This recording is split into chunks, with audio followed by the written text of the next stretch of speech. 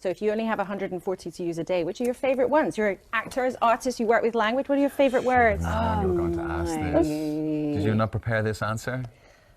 I should have. I always liked the word candelabra, Wow. and I don't know why. It and feels good. It's not useful. It's not useful anymore. Slaunch is a good word. That's an Irish word. Those are both very good words. On the one hand, it seems impossible to imagine that you'd ever have a situation where a government would limit the number of words that we're all able to use a day as individuals. Except, go back a few years, it would have been impossible to imagine that we'd have lived under a situation where governments told us all to stay at home during COVID. Right, exactly, yeah. And this play was written when, 2015? It's so fascinating that Sam wrote, I mean, this is not in any way a play about the pandemic, but obviously during rehearsal process, you can't help but align, you know, and draw comparisons.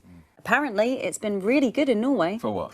For, okay, so since quietude came in, I hate that word. Workplace bullying has gone down, drunk texting is basically over, people are eating more root vegetables for some reason. It sounds like some rock solid days there. Oliver, you're being... I'm being rightfully angry. They're using this faux benevolent nonsense to lock us all up in some linguistic gulag. Where are you getting this from? The news. And you know my thoughts. There's a brilliant sequence that we have where the law is first passed and it's like instant, okay, great, okay, there's a bit of a manic energy of survival, let's talk in Morse code, let's create, you know, and I think so back to that beginning of the pandemic period where suddenly, you know, there was a kind of a hysteria, you know, like, I mean, memes and fear. Fear. I mean, toilet roll, literally, you know, that kind of that at the very beginning of the pandemic, and it's so, you can feel it in the play at this point. There's a very big conversation at the moment about whether free speech is under attack.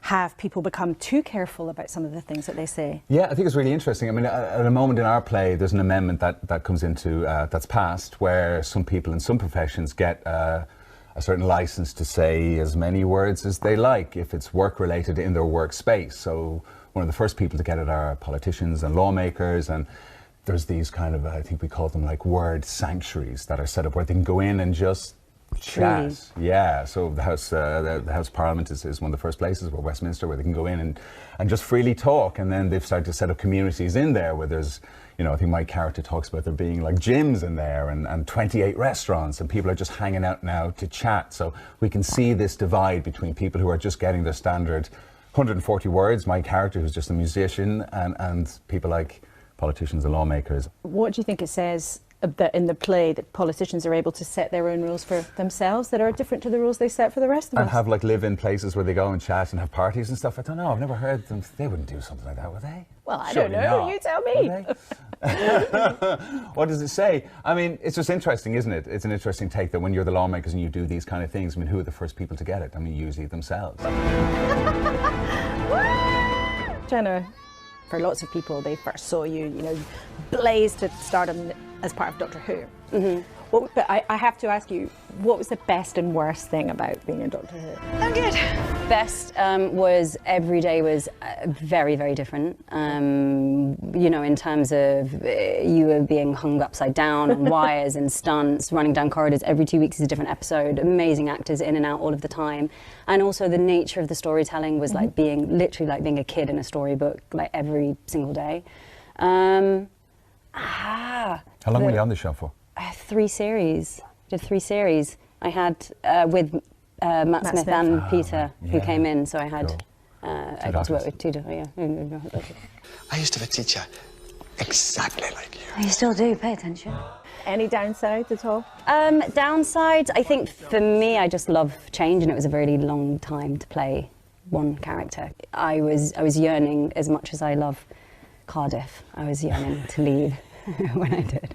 And what about Poldark? So that was a huge smash around the world. You said when you were returning to the stage, you hoped that the success of Poldark would bring a whole new audience to come and see you to the theatre. All the fans just came from Poldark. Every single one. It must have been a long-running play. Now.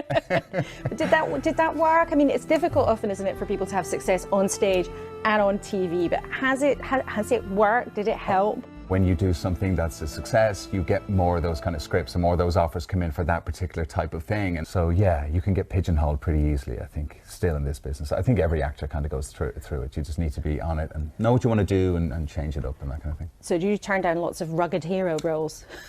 Not anymore. I think I'm too old. I think that day is At over. 39? Yeah, gone. My day is gone. Your Yeah, days as no a more rugged heartthrob. hero are gone. I'm not sure if many of our Middle-aged viewers dad would now. agree would agree with that.